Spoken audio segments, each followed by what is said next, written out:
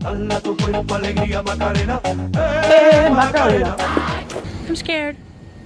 Hey everyone, hope you're all doing well today. Well, as most of us predicted, it looks like last night's tantrum was just all about the clicks, views, money, and the fact that she's just sick of cooking and can't live without fast food for more than a single day. Of course, now that she has her fast food, she's walking it all back, so get ready for some gaslighting with a big side of mayo. Yalla! So, I have a lot to talk about. I don't feel like it because I just don't. I'm tired. I'm just sleepy. That's all. I have chicken burgers, and all I had to drink was like Coke or Sprite, so not much choice there. I have fries, but there's like a random waffle fry in my fries, so bismillah. I 1,000,000% did not feel like cooking. I'm just like energyless. So yesterday, I did a live stream talking about my feelings, opening up a bit, which I haven't done in a while. Today I'm feeling a bit different. I think I was having a bout of homesickness, which does happen sometimes. I just never really talk about it.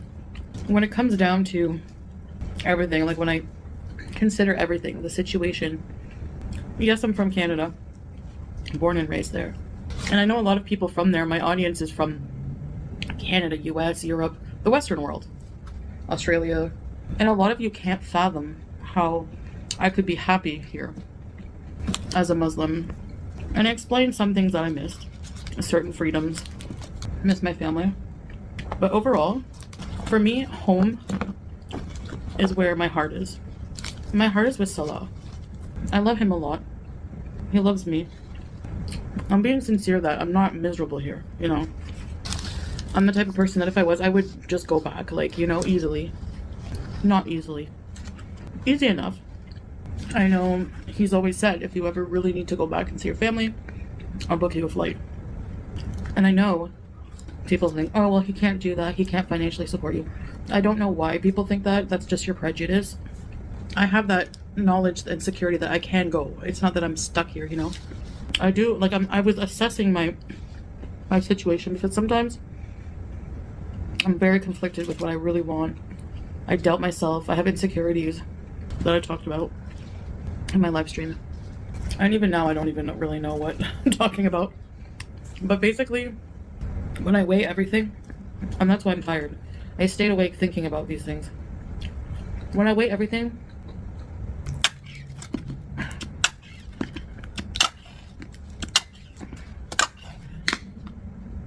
sorry, needed mayonnaise. Oh, I have a bobo. Thought I would let you know that. Whenever I consider everything, I am happier overall here than I was in Canada. And it's so strange for me to hear people say, you were happier in Canada.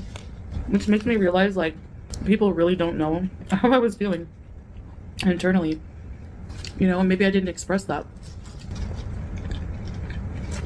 I'm not feeling the greatest because I'm not, you know, doing much to improve my situation health-wise.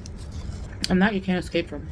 People don't seem to remember how people think I'm more unhealthy and eat more here. That's not true. My highest weight was in Canada. I was 402 pounds at the hospital. My blood sugar was 17. It's now like 6. Last time I weighed myself here, I wasn't 400. You know, maybe 370. It's been averaging out. In the ER all the time. Blood clots. No, I wasn't healthier.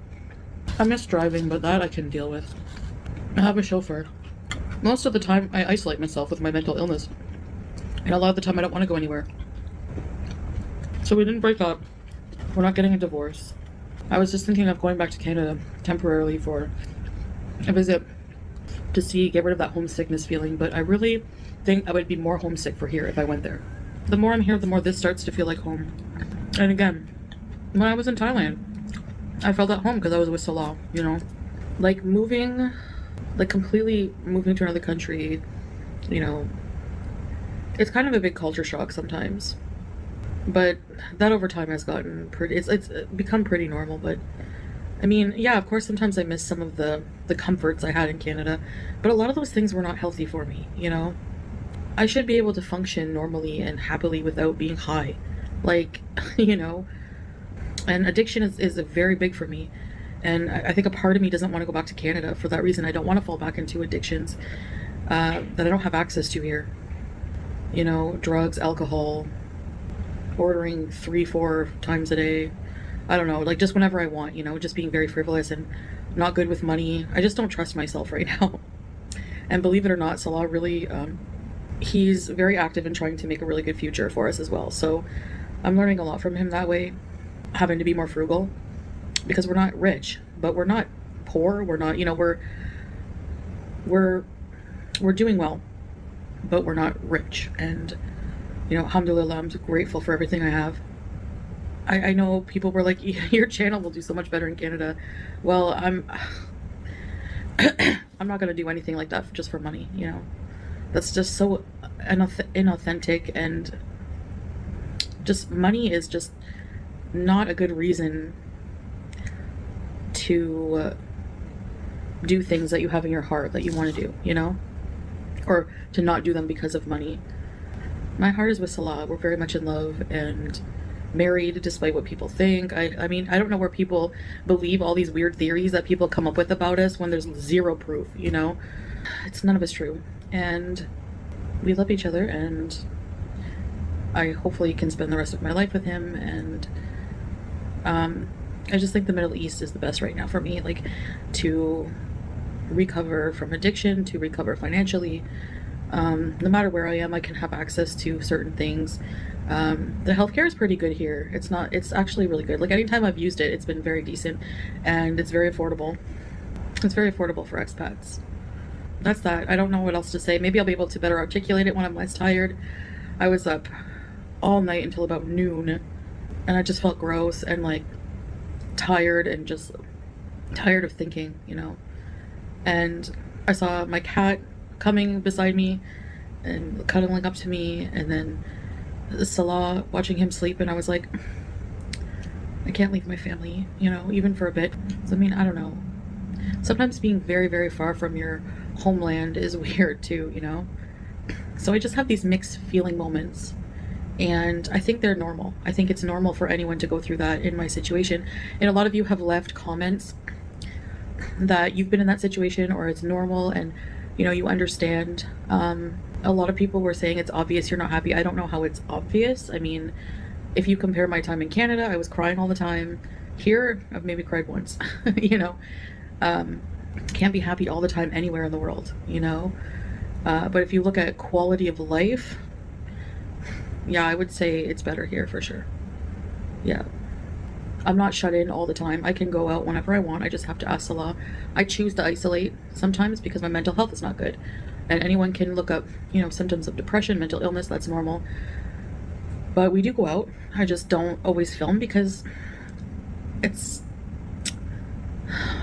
Sometimes you just want to do things without worrying about what to film, what angle, you know, all those kind of things.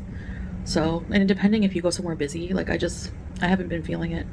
But I will get back to it because I do like doing vlogs, but sometimes I just don't feel it, you know, especially lately.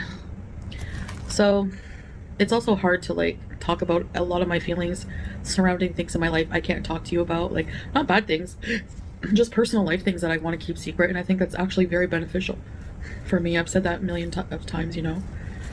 But I want to thank everyone for being there and listening to me. It just made me realize, like, with the amount of people, there's a lot of people that were there just like for drama and like already trying to like skew what I'm saying and make assumptions about how I'm feeling. And there's a lot of people that were there for support and love, and that means a lot to me. Like, I think people think, well, you shouldn't be talking on the internet. No, I mean, there's nothing wrong with that, in my opinion, talking to people who care about you. You know, like, whatever. So, anyways, I guess that's about it. That's how I'm feeling. I'm not sure what I'm gonna do, but I'm pretty sure I'm gonna be just staying put and doing something else. I don't know. Canada for the holidays. I don't celebrate Christmas anymore, and I hate the snow and the winter, so I don't know. We'll have to see. Anyways, you guys will find out eventually what I end up doing, where I end up going, if anywhere.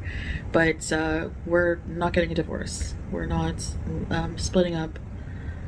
And that's for sure. That was never a case. You know, I don't know how people confuse just having a bit of homesickness and my insecurities in the relationship to us getting a divorce. But I guess people have wishful thinking. I don't know why people would wish that for their own entertainment.